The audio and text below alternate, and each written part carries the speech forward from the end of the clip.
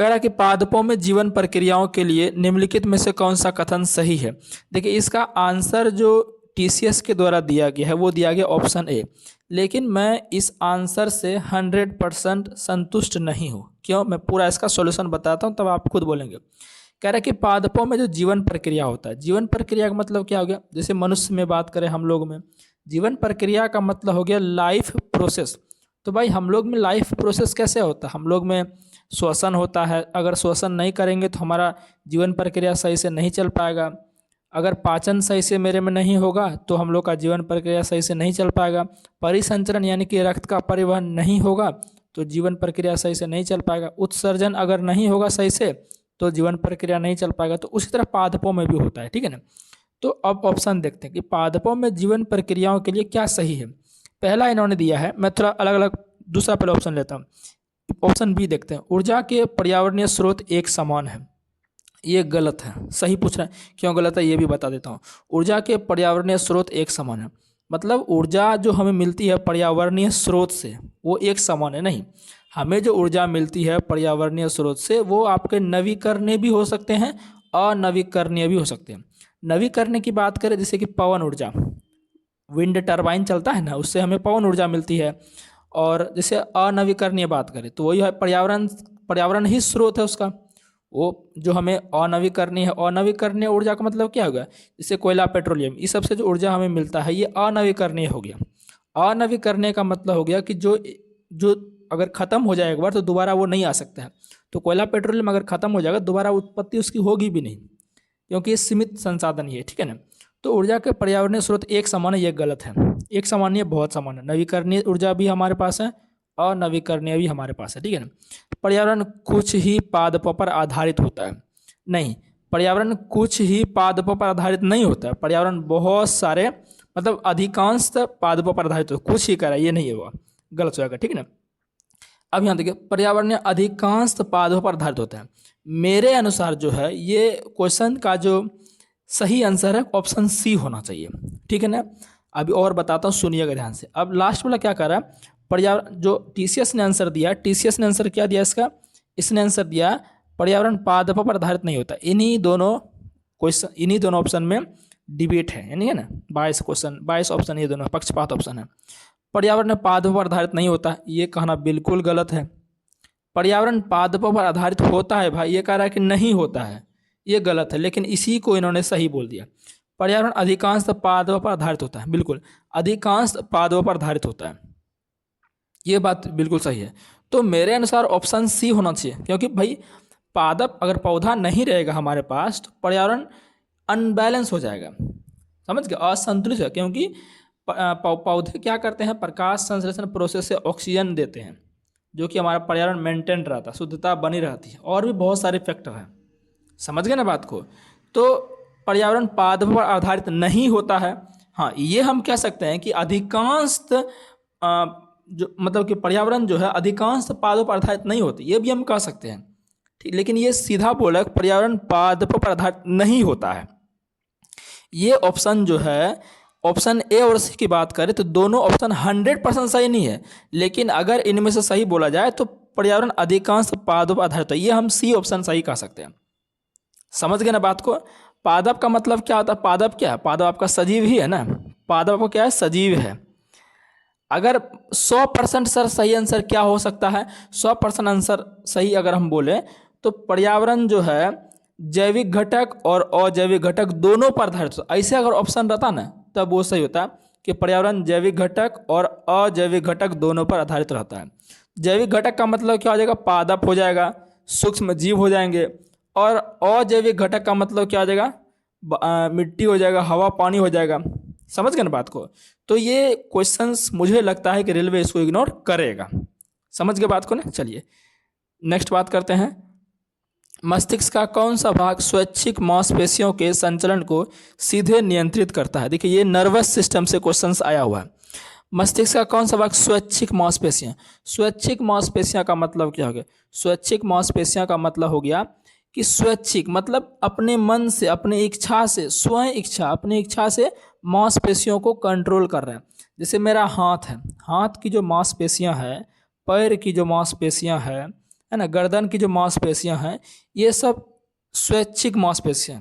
मेरा मन है गर्दन को इधर हिला सकते हैं, डोला सकते हैं, तो उसमें स्वैच्छिक मांसपेशियां। हाथ में जो मांसपेशियां हैं वो स्वैच्छिक मांसपेशियां। मेरा मन है हाथ को उठाएं, हाथ को गिराएं, हाथ से किसी को मारें, ना मारें, हाथ से खाएं, गेंद फेंके हाथ से, तो ये स्वैच्छिक मांसपेशियां हैं। समझ गए ना। पैर से हम दौड़े या रुक जाए, ये मेरा इच्छा है, तो ये स्वैच्छिक मांसपेशियां।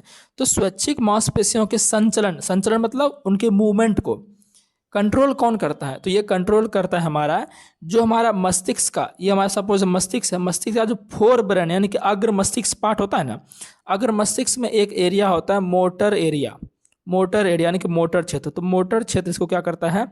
कंट्रोल करता है। बाकी संवेदी एरिया क्या हो जाएगा? संवेदी एरिया हो गया जो आपके सेंसरी क्षेत्र हैं, जैसे आँख आपका है, आँख का जो सेंसरी क्षेत्र होगा। संवेदी का मतलब क्या? महसूस करना किसी चीज़ को, आँख से हम देखने का महसूस करते हैं। कान वो भी संवेदी क्षेत्र है, मतलब संवेदी अंग है। तो जो संवेदी अंग होगा उसी के पास संवेदी क्षेत्र भी होगा।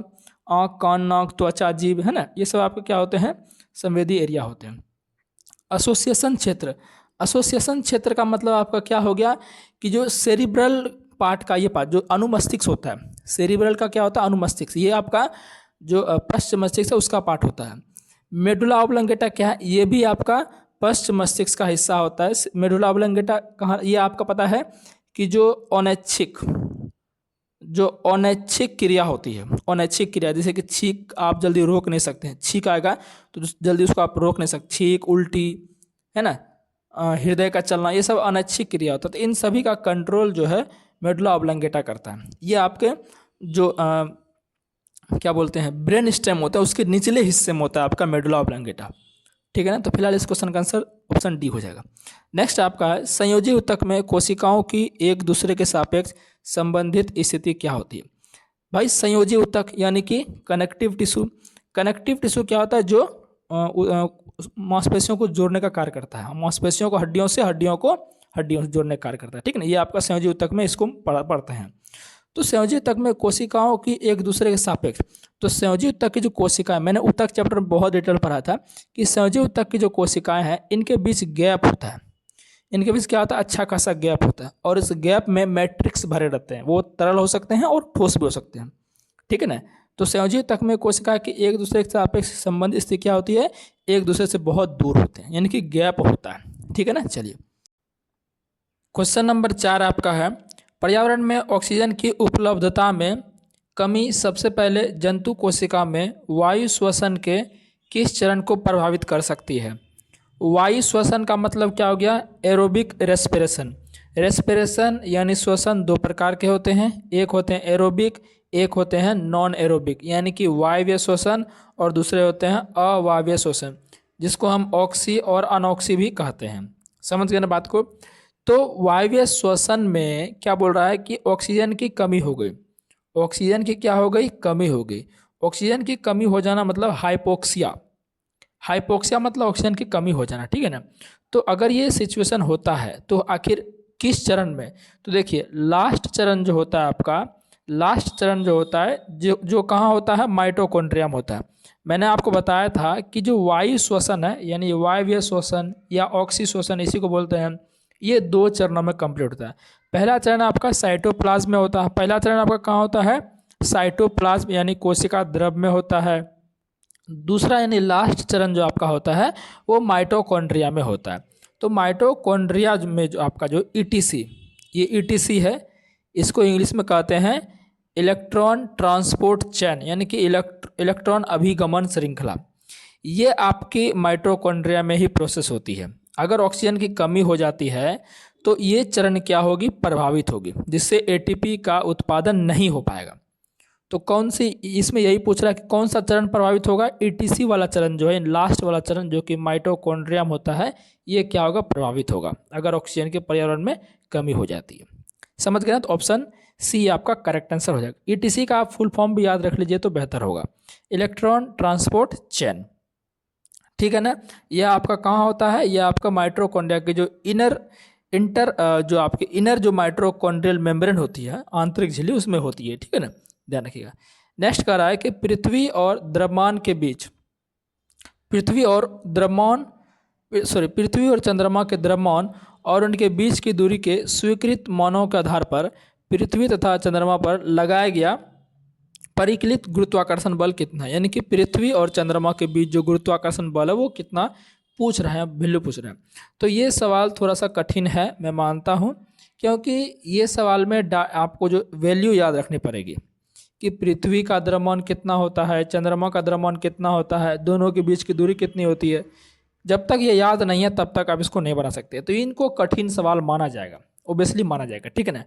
तो मैं बता देता हूँ कि पृथ्वी का द्रव्यमान तो सबको याद होगा, एम अर्थ, ये कितना होता है, ये तो सबको पता होता है कि 6 × 10⁻24 kg, ये तो लगभग को पता रहता है। लेकिन चंद्रमा का पता नहीं रहता। चंद्रमा में बता देता हूँ, मास ऑफ मून कितना होता है, ये होता है 7.4 × 10⁻22 kg, ये होता है आपका चंद्रमा का द्रव्यमान। अब चूंकि दूरी भी हमें पता करनी है तभी बल निकाल पाएंगे, तो दूरी ध्यान रखिएगा, दूरी भी क्या होती है, d बराबर क्या होता है, ये होता है आपका 3.84 × 10⁸ मीटर। जिस भी स्टूडेंट के शिफ्ट में आया होगा वो शिफ्ट टफ होगा, नॉर्मलाइजेशन उनको ज़्यादा मिलेगा। और जी का मान आप जानते हैं, क्या पूछ रहा है, बल। सूत्र क्या होता है, जी बराबर पता है ना आपको, होता है m1 × m2 बटे क्या हो जाएगा हमारा d²। मान रख दीजिएगा, सॉरी f बराबर होता है, f बराबर, एक मिनट, ये f बराबर क्या होता है आपका g, इसको हटा दीजिए, एक मिनट रुकिए।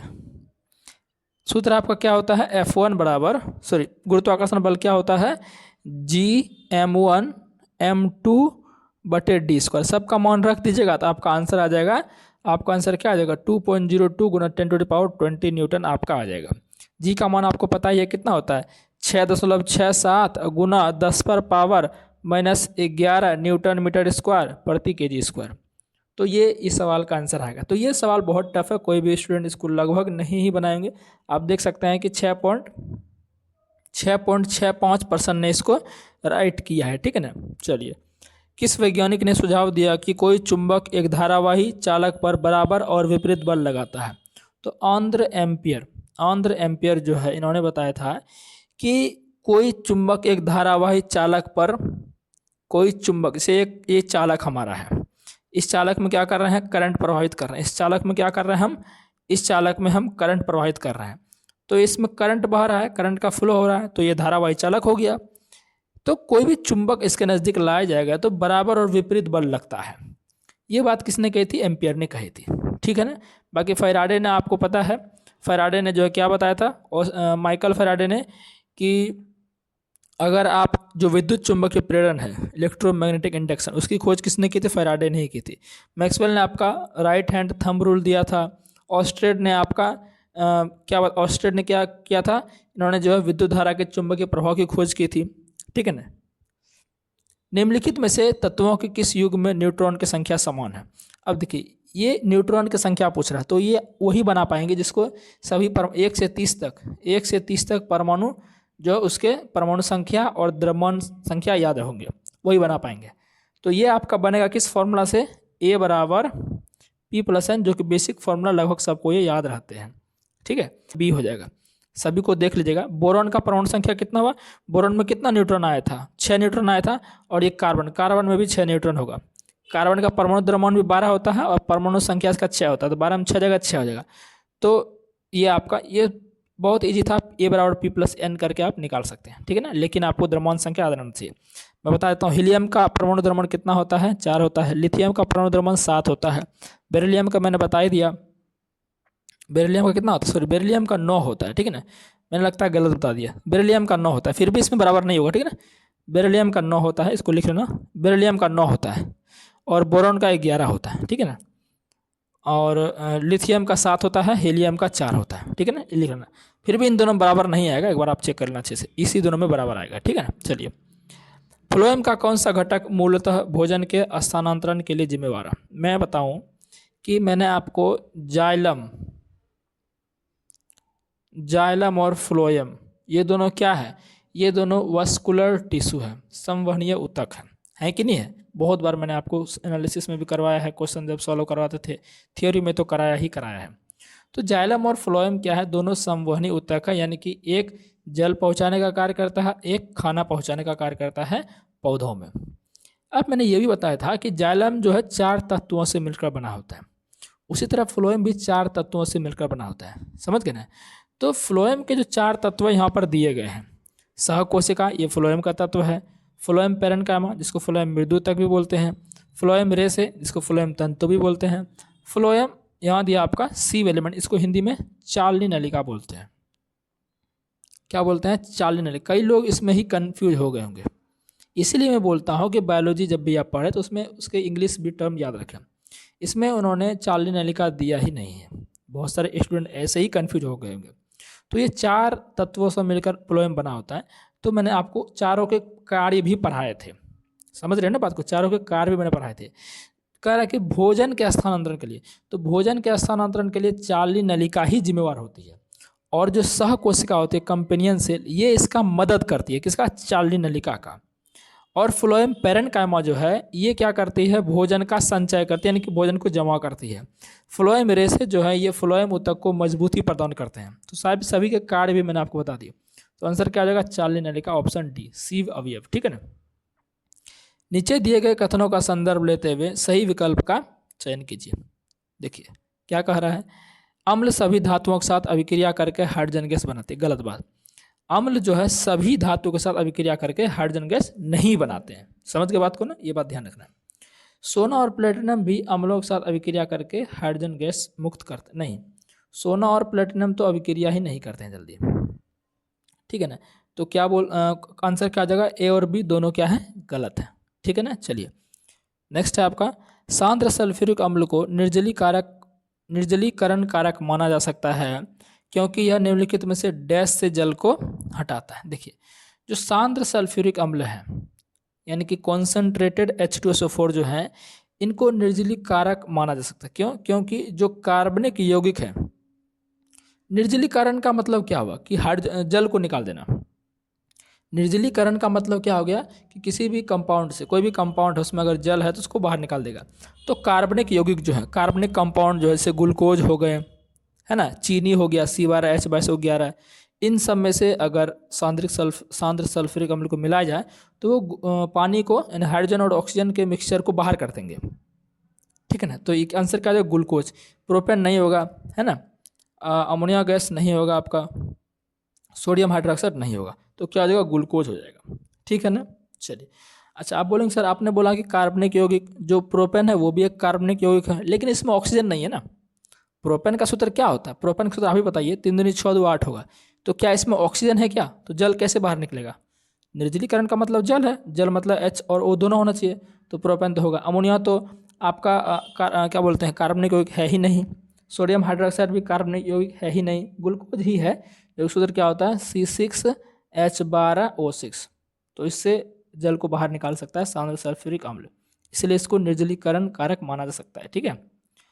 जब कोई व्यक्ति भूमि पर स्थिर खड़ा होता है, देखिए ये सब क्वेश्चन कोई करा ही नहीं रहा है।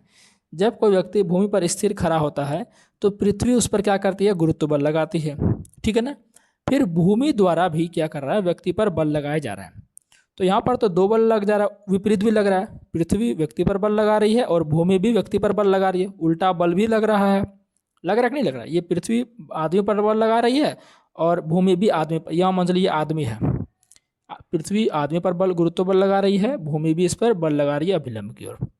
तो कह रहे क्या ये न्यूटन का 3rd नियम है। न्यूटन के 3rd नियम को क्रिया प्रतिक्रिया का बल नियम भी कहते हैं ना भाई, मैंने आपको force and law of motion में कंप्लीट सब पढ़ाया हुआ है, ठीक है। तो ये नहीं है, क्यों नहीं है भाई, क्योंकि एक ही वस्तु पर लग रहा है, इसी वस्तु पर, व्यक्ति यहाँ पर वस्तु हो गया, इसी पर जो है, इसी पर दोनों लग रहा है, क्रिया प्रतिक्रिया लग रहा है, ये इधर से लग रहा है और ये इधर से लग रहा है, वस्तु व्यक्ति यहाँ है, क्रिया प्रतिक्रिया हो रहा है, लेकिन एक ही वस्तु पर लग रहा है ना। लेकिन क्रिया प्रतिक्रिया तो अलग अलग वस्तुओं पर लगता है, इसलिए ये आपका नहीं होगा। तो आंसर क्या हो जाएगा हमारा, नहीं, क्योंकि दोनों बल समान वस्तु पर कार्य करते, बिल्कुल सही बात है, ठीक है। चलिए निम्नलिखित में से कौन सी राशि किसी तरल में डूबे हुए पिंड पर लगने वाले उत्प्लावक बल को प्रभावित नहीं करती है। उत्प्लावन बल आप जानते हैं कि नहीं जानते हैं। अगर कोई वस्तु को आप किसी द्रव में डुबाते हैं तो उस पर जो ऊपर की ओर बल लगता है उसे क्या कहते हैं, उत्प्लावन बल कहते हैं, बायोन्सी फोर्स कहते हैं। तो कह रहा है कि कौन सी राशि किसी तरल में डूबे हुए पिंड, जो पिंड डूबा हुआ है जिस पर उत्प्लावन बल लग रहा है, तो उत्प्लावन बल को कौन सा प्रभावित नहीं करेगा? तो वस्तु का जो घनत्व जो उसमें डूबा हुआ है, मैं क्या बोल रहा हूँ कि वस्तु का घनत्व जो उसमें डूबा हुआ है वो प्रभावित नहीं करेगा। समझ गए बात को ना? इस बात को आपको ध्यान रखना है, ठीक है ना। बीजांड का कौन सा भाग, बीजांड का कौन सा भाग पराग नलिका शुक्राणु केंद्रक को मादा युग्मक की ओर निर्देशित करने में सहायता करता है? ऑप्शन आपका है प्रतिवयसांत कोशिका, वर्तिका, सहायक कोशिका, भ्रूणपोष। इनमें से कुछ ही ऑप्शन आपने, ये सब तो कभी आप एनसीईआरटी में वर्ड भी नहीं दिया गया, जो 9th वाला एनसीईआरटी, ये सब उसमें वर्ड भी नहीं दिया गया। वर्तिका आपको पता है कि ये अगर जो मादा भाग है, जिसे मैं बनाऊँ आपको, ये मादा भाग मैंने आपको बना दिया कि क्या है मादा भाग, स्त्री केसर इसको बोलते हैं। ये वाला पार्ट वर्तिकाग्र होता है, ये वर्तिका होता है, ये आपका अंडाशय होता है, ये तीनों होता है, तीन ही पार्ट से मिलकर स्त्री केसर बना होता है। तो बीजांड का कौन सा भाग पराग नलिका को मादा युग्मक की ओर निर्देशित करने में सहायता करता है? यानी बीजांड ये है, इस यानी अंडाशय में क्या होता है, बीजांड होता है। तो बीजांड का कौन सा भाग, तो इसमें जो सहायक कोशिका होती है इसको सिनर्जिड्स बोलते हैं, सिनर्जिड बोलते हैं। ये क्या करते हैं कि पराग नलिका को गाइड करते हैं। पराग नलिका क्या करते हैं, गाइड करते हैं। भाई पराग नलिका क्या हुआ, पराग नलिका हुआ क्या, ये जो स्त्री केसर है इनमें से पुरुष का, इसे मैं बनाऊं, ये आपका पुरुष हो गया, ये आपका क्या हो गया, पुरुष का। तो इससे पराग कण निकल के जिसमें आता पराग कण, तो फिर जो पराग नलिका इधर से बन रही है, पराग नलिका मतलब जिस नली से आपका, चूंकि यहाँ पर जो पराग कण आ चुका है वो उसको यहाँ थोड़ी रहना है, यहाँ थोड़ी रहना है, इसको रहना है, इसको अंडाशय में जाके रहना है, तब ना जाके वो फल बनेगा, ठीक है। तो पराग नलिका जो यहाँ से आने का जो रास्ता हो गया वो पराग नलिका हो गया। तो बीजांड में जो सिनर्जिड्स कोशिका होती है वो क्या करती है, इसको निर्देशित करती है अपनी ओर की ओर, ठीक है ना। चलिए, मानव मादाओं में निषेचन की विफलता की स्थिति में डिंब वाहिनी में अंडे की दीर्घायु अवधि कितनी होती है? निषेचन की विफलता का मतलब क्या हो गया, निषेचन का मतलब पहले क्या होता है ये समझिए। निषेचन का मतलब होता है कि जब अंडाणु और शुक्राणु आपस में मिलते हैं तो जायगोट बनता है, इसे ही क्या कहते हैं, निषेचन कहते हैं या फर्टिलाइजेशन कहते हैं। तो निषेचन की विफलता मतलब निषेचन हुआ ही नहीं, निषेचन नहीं हुआ मतलब अंडाणु का शुक्राणु से मिलन हुआ ही नहीं, तो उसे हम क्या बोल देंगे, निषेचन की विफलता बोल देंगे। तो अंडे जब अंडाशय से बनते हैं, जैसे मैं कुछ आपको आकृति बनाऊँ इस तरह से मैं कुछ आकृति आपको, ये अंडाशय, एक अंडाशय दूसरा अंडाशय, ठीक है ना, इस तरह से मैं बनाया हूँ। तो यहाँ पर जो मान चलिए यहाँ पर क्या बने हैं, यहाँ पर अंडाणु बनते हैं, अंडाणु बन के कहाँ, यहाँ बाहर आ जाते हैं फेलोपियन ट्यूब में, ठीक है ना।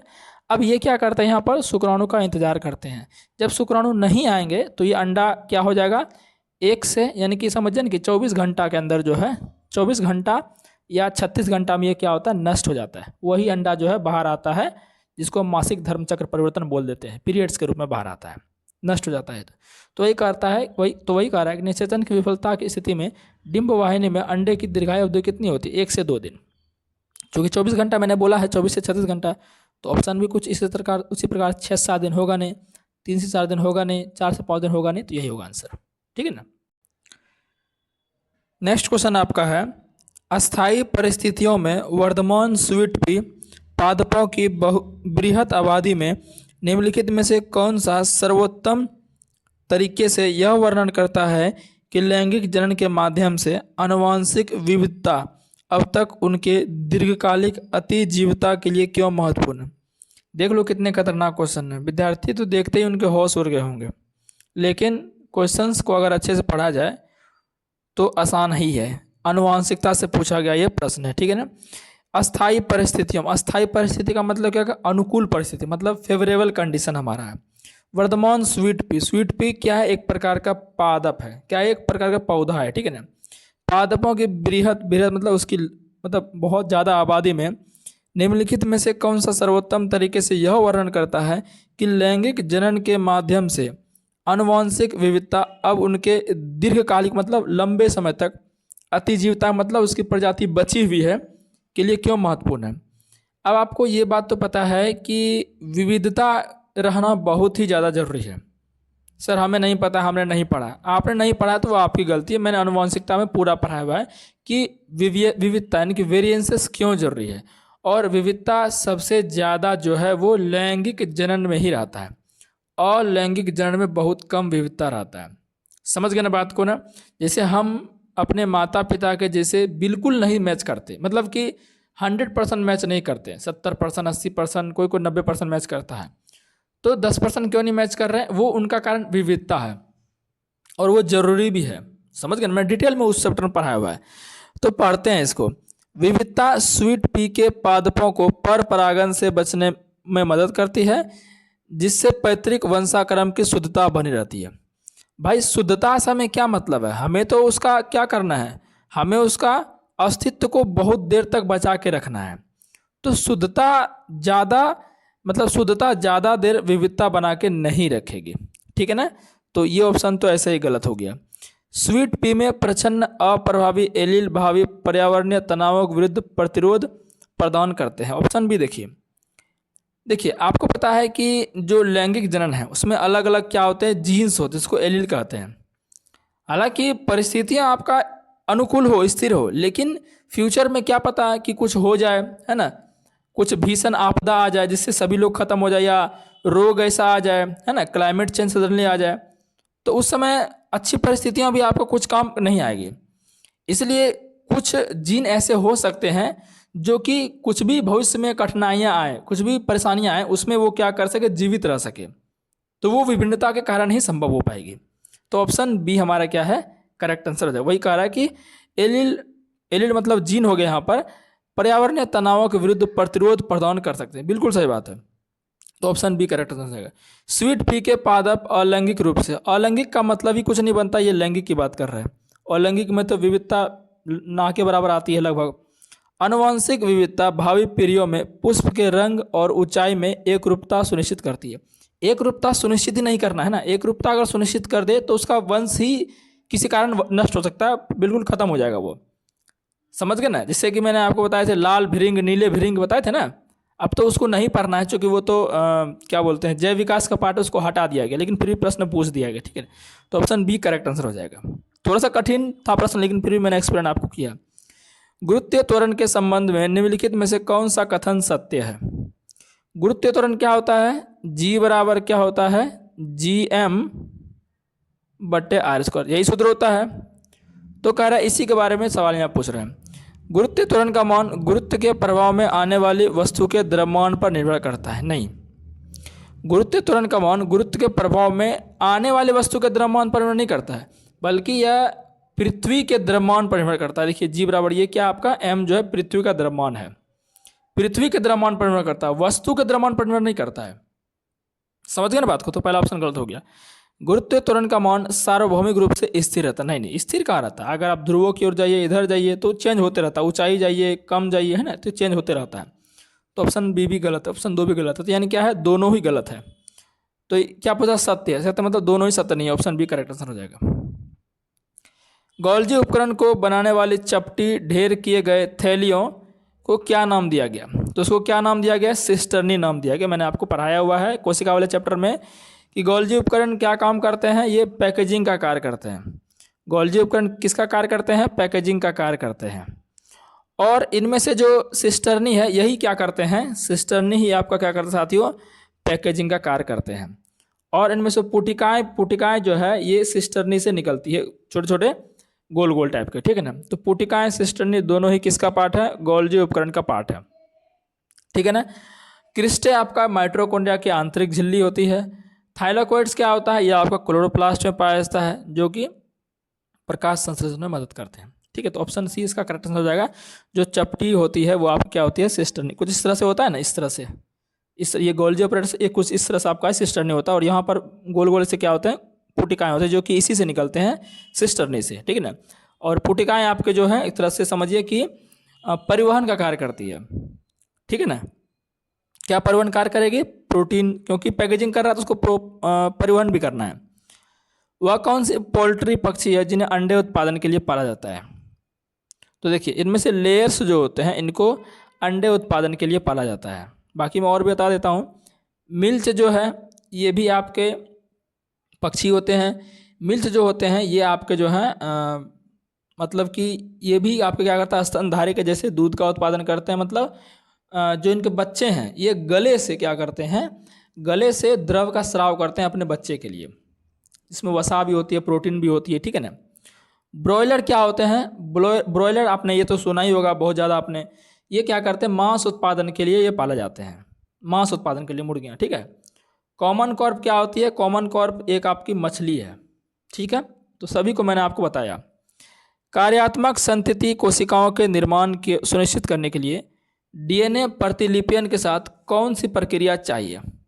क्या कह रहा है, कार्यात्मक संतति कोशिका, मतलब कि कार्यात्मक का मतलब क्या हुआ है कि जो कार्य करे। कार्यात्मक का मतलब क्या है, जो कार्य करे। तो कार्य करने के लिए जो है आपको क्या है, अलग अलग अंगों की जरूरत है कि नहीं। कार्य करने के लिए आपको क्या है कि अलग अलग अंगों की जरूरत है। तो यहाँ क्या कह रहा है कि कार्यात्मक संतति कोशिकाओं के निर्माण को सुनिश्चित करने के लिए डीएनए प्रतिलिपियन के साथ कौन सी प्रक्रिया होनी चाहिए। डीएनए प्रतिलिपियन क्या करेगा, ये तो सिर्फ क्या करता है कि जो अनुवांशिक पदार्थ है डीएनए, उसका ये कॉपी बनाता है। लेकिन कार्यात्मक संतति कोशिका मतलब कि जो पुत्री कोशिका बनेगी वो सभी कार्य करे, तो उसके लिए भाई और अंग डेवलप होना चाहिए, और कोशिका डेवलप होना चाहिए। डीएनए प्रतिलिपियन सिर्फ क्या करेगा, वो तो सिर्फ डीएनए की कॉपी बनाएगा, है ना, जो अनुवांशिक पदार्थ है उसकी कॉपी बनाएगा। तो इसके लिए हमें क्या करना पड़ा, अतिरिक्त एक्स्ट्रा जो कोशिकीय अंग है उसका हमें निर्माण चाहिए। समझ गए ना बात को। जैसे कि बात करें हम, जैसे साइटोप्लाज्म हो गया, साइटोप्लाज्म भी जरूरी है। आपके माइटोकॉन्ड्रिया हो गए, झिल्ली हो गई, और अन्य कोशिका संरचना लाइसोसोम वगैरह, रसधानी वगैरह सब चाहिए कार्यात्मक संतति कोशिकाओं के लिए, तभी सारा काम हो पाएगा, ठीक है ना। नेक्स्ट क्वेश्चन आपका है, कौन सा जंतु इंफ्रासाउंड का उपयोग करके संचार करने के लिए जाना जाता है। इंफ्रासाउंड का मतलब क्या होता है, वैसे साउंड होते हैं जिनकी जो आवृत्ति होती है वो 20 हर्ट्ज से कम होती है। जिनकी आवृत्ति क्या होती है, 20 हर्ट्ज से कम होती है। तो इस प्रकार के साउंड जो सुन पाते हैं या उससे कम्युनिकेशन करते हैं, संचार करते हैं, वो कौन होते हैं, गेंडा होते हैं। गेंडा हो गए, या आप कबूतर कह सकते हैं, दरियाई घोड़ा कह सकते हैं। गेंडा, कबूतर, दरियाई घोड़ा, ये 3 एग्जाम्पल याद रखिए। ये तीनों जो हैं आपके जो इंफ्रारेड साउंड होते हैं उसको सुन सकते हैं और उसका उपयोग करके संचार करते हैं, बातचीत करते हैं। समझ गए ना बात को। डॉल्फिन, चमगादड़, चूहा की बात करें तो ये जो 20 हर्ट्ज से ऊपर की ध्वनि होते हैं, 20 हर्ट्ज से यानी कि 20,000 हर्ट्ज से जो ऊपर की ध्वनि होती है उसको सुन पाते हैं। ये कौन, डॉल्फिन, चमगादड़, चूहा, जिसको हम क्या बोलेंगे, जिसको हम क्या बोलते हैं, जिसको हम बोलते हैं साथियों पराध्वनि। क्या बोलते हैं, पराध्वनि, यानी कि अल्ट्रासाउंड बोलते हैं उसको, ठीक है ना। तो इस बात को ध्यान रखिएगा। मनुष्य कौन सी ध्वनि सुनता है, ऑडिबल साउंड, जो कि 20 हर्ट्ज से लेकर 20,000 हर्ट्ज के बीच की ध्वनि मनुष्य सुन पाता है, ठीक है ना। और अगर हम बात करें, और भी आप ध्यान रख लीजिए कि इंफ्रा जो मैं बोल रहा हूँ कि जो पराध्वनि है वो कौन कौन और एग्जाम्पल आते हैं। पराध्वनि कौन कौन, डॉल्फिन, चमगादड़, चूहा, कुत्ते, बिल्ली, व्हेल, ये सब पराध्वनि सुन पाते हैं, पराध्वनि साउंड सुन पाते हैं, ठीक है ना। तो इसको भी ध्यान रखिएगा, ठीक है ना। चलिए, तो एक बार आप जो है इसको कमेंट में लिख दीजिएगा कि इंफ्रारेड जो है, इंफ्रारेड और कौन कौन सुन सकता है। गेंडा तो है ही, गेंडा तो मैंने बता दिया, और 2 जो मैंने बताया उसको कमेंट में आप जरूर लिखिएगा। मिश्रण और यौगिक के संदर्भ में निम्नलिखित में से कौन सा कथन सही है। भाई देखो, मैंने क्या हमारे आसपास के पदार्थ शुद्ध हैं उसमें मैंने अच्छे से पता है कि मिश्रण क्या होता है कि किसी भी अनुपात में मिला दो, परिवर्ती होता है भाई, उसको चेंज कर सकते हैं हम आसानी से। लेकिन यौगिक में क्या होता है, फिक्स रेशियो में। जैसे अगर जल है, H2O है, तो जल हमेशा कहीं भी बनेगा तो किस रेशियो में बनेगा, इसका परमाणु द्रव्यमान देखें तो 2:16 होगा। ये कट के 2 एकम 1, 2:16, 1:8 में हमेशा जल बनेगा, तो ये फिक्स रेशियो में। लेकिन मिश्रण भाई फिक्स रेशियो नहीं है। 4 गिलास पानी में 10 चम्मच पानी चीनी मिला दो, 3 गिलास पानी में 2 चम्मच चीनी मिला दो, कोई फिक्स रेशियो नहीं है। तो ऑप्शन देखते हैं इसका, हम ज़्यादा इसमें नहीं ध्यान देंगे, बहुत ईजी क्वेश्चन ये। मिश्रण का संगठन परिवर्ती होता है, बिल्कुल सही बात है भाई, उसको चेंज कर सकते हैं। जबकि यौगिक में प्रत्येक नए पदार्थ का संगठन सदैव निश्चित होता है। बिल्कुल सही है, यही सही है, आगे पढ़ने का जरूरत ही नहीं है, ठीक है ना। एस्टर का निर्माण कैसे होता है? एस्टर का निर्माण कैसे होता है? देखिए, एस्टर का जो निर्माण होता है वो अम्ल और एथेनॉल के रिएक्शन से होता है। अम्ल और एथेनॉल की अभिक्रिया से होता है आपका। एथेनॉल बोल दीजिए, उसी का पार्ट होता है अल्कोहल, ठीक है ना, उससे आपका होता है, ठीक है ना। तो जैसे मैं आपको बताऊं रिएक्शन से, जैसे कि हम ले लेते हैं CH3COOH ले लेते हैं। ये आपका क्या है? एसिटिक एसिड है। ये क्या आपका एसिटिक एसिड है। जब इसके साथ हम अब क्या करते हैं, अल्कोहल को मिलाते हैं, तो अल्कोहल सूत्र क्या होता है? C2H5OH होता है। तो इसको हम सेपरेट इस तरह से लिख सकते हैं क्या? CH3CH2OH, इसको इस तरह से लिख सकते हैं कि नहीं? अरे भाई, इसको इस तरह से लिखेंगे तो यही तो आएगा ना, C2H5OH, यही तो आएगा ना। गिन लो आप, 3 2 5, हाइड्रोजन 5, कार्बन 2 और OH हो गया, तो वही आएगा ना। तो इसको हमने सेपरेट इसलिए लिखा ताकि आपको समझ आए अच्छे से। अब जब ये रिएक्शन करता है, तो होता क्या है, यहाँ से जल बाहर आता है और एस्टर बनता है। इस अभिक्रिया में जल बाहर निकलता है, मतलब जल और एस्टर बनते हैं। यहाँ देखिए CH3COO जो है, ये रिएक्शन आपके कर लेते हैं किससे? ये रिएक्शन आपके कर लेते हैं इससे, किससे? CH3CH2 से, ठीक है। और इधर OH इधर बच जाता है और इसमें H ये बच जाता है। मैं थोड़ा सेपरेट करके आपको बताता हूँ कि ये H इससे निकल के ये OH से जुड़ जाएगा और CH3CO और CH3CH2 बन के एस्टर बन जाएगा। कैसे, मैं साफ से आपको दिखाता हूँ करके, ठीक ना, साफ से। तो CH3COO को बाहर निकालते हैं, तो इसको और भी सजा धजा के लिख सकते हैं इस तरह से, CH3 है ना, COO को हम इसको ऐसे भी तो लिख सकते हैं, COO, इसको ऐसे भी तो लिख सकते हैं हम, लिख सकते हैं कि नहीं लिख सकते हैं? बिल्कुल लिख सकते हैं, CH3COO, ठीक है ना। और अगर हम बात करें, एक नीचे O यहाँ पर आएगा, तो ये बन गया पूरा। और इसके साथ जुड़ कौन रहा है? इसके साथ ये जुड़ रहा है, ये तो जुड़ रहा है ना, इसको इधर और लिख दो, बन गया आपका CH3CH2 हो गया आपका ये। अब प्लस में इधर क्या बनेगा? ये OH और ये एक H, तो बन जाएगा H2। तो ये आपका क्या बना है? पूरा एस्टर बना है, ठीक है। तो आपका किससे बनता है? हमने क्या क्या लिया था? अम्ल लिया और अल्कोहल लिया, तो ऑप्शन डी करेक्ट आंसर हो जाएगा। एपिस फलेरिया का समान नाम क्या है? इसका समान नाम क्या? लिटिल बी है। बाकी इधर सारे क्या है? मधुमक्खी के ही प्रकार है। ये सब क्वेश्चन जो कोई भी नहीं बना पाए, क्योंकि ये सब एक तरह से अजीब क्वेश्चन हो गया है ना। The unit of formula unit mass, ये तो काफ़ी ईजी है, यू ही होगा, ठीक है ना, एनसीईआरटी का डायरेक्ट प्रश्न है ये। निम्नलिखित में से कौन सा कथन स्थितिज ऊर्जा के बारे में सत्य है? स्थितिज ऊर्जा क्या होता है? किसी भी वस्तु के स्थिति या विन्यास में परिवर्तन के कारण जो एनर्जी उत्पन्न होती है उसे क्या कहते हैं? स्थितिज ऊर्जा कहते हैं। तो उसी के बारे में यहाँ पर जो है प्रश्न आया हुआ है। यह केवल द्रव्यमान पर निर्भर करता है? नहीं भाई, स्थितिज ऊर्जा यानी कि पोटेंशियल एनर्जी PE का सूत्र क्या होता है? mgh होता है ना, होता है कि नहीं होता है? तो भाई पोटेंशियल एनर्जी क्या कह रहा है? सिर्फ द्रव्यमान पर निर्भर करता है, तो गलत बात है भाई, ये ऊंचाई पर भी निर्भर करता है, ये तो गलत हो गया। भूमि तल पर यह सदैव शून्य होती है, भूमि तल पर यह सदैव क्या शून्य होती है? ये भी गलत है। क्यों शून्य कैसे हो जाएगी? मतलब आप, ये डिपेंड करता है कि आप संदर्भ बिंदु क्या ले रहे हैं, रेफरेंस पॉइंट क्या ले रहे हैं। जैसे मान चलिए हमने रेफरेंस पॉइंट ही 0 ले लिया, अब स्थितिज ऊर्जा हम कैसे निकालेंगे? यहाँ पर जब रेफरेंस पॉइंट ही 0 ले लिया, तो अगर इससे वस्तु नीचे है तो वस्तु की ऊंचाई माइनस हो जाएगी, है ना। अगर इससे वस्तु ऊपर है तो वस्तु की ऊंचाई प्लस हो जाएगी। तो ये कह रहा है कि सदैव शून्य होती है, ये तो गलत बात है, ठीक नहीं। तो ऑप्शन बी भी गलत हो गया। इसे गतिज ऊर्जा में परिवर्तन नहीं किया जा सकता है, ये भी गलत बात है। भाई छत पर ईंट हमारा रखा हुआ तो उसमें स्थितिज ऊर्जा है, उसको अगर नीचे फेंकेंगे तो वो गतिज ऊर्जा में परिवर्तन हो जाएगा, हो जाएगा कि नहीं हो जाएगा? अगर बांध समझते हैं ना, डैम, वहाँ पर जल रखा हुआ है तो वो स्थितिज ऊर्जा उसमें है। अगर वो जल नीचे गिर रही है तो वो गतिज ऊर्जा हो जाएगी उसमें। तो परिवर्तन तो हम कर सकते हैं स्थितिज को गतिज में, ये कह रहा नहीं कर सकते हैं। तो ऑप्शन सी भी भाई तू गलत है।